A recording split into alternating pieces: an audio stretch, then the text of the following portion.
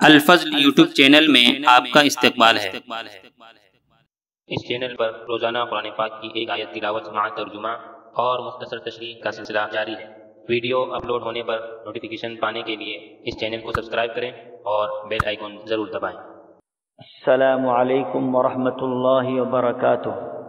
میرے دینی و ایمانی بھائیوں، سورہ آل عمران آیت نمبر 158 پیش خدمت ہے۔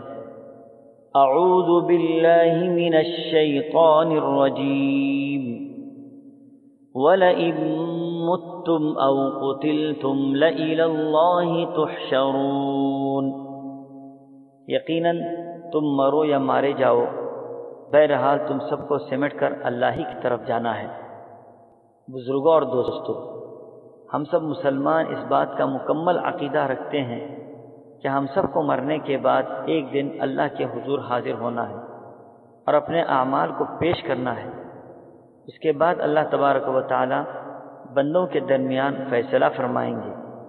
اچھے اعمال ہیں تو اچھا بدلہ ہوگا، اور اگر اعمال برے نکلے تو انجام بھی برا ہوگا۔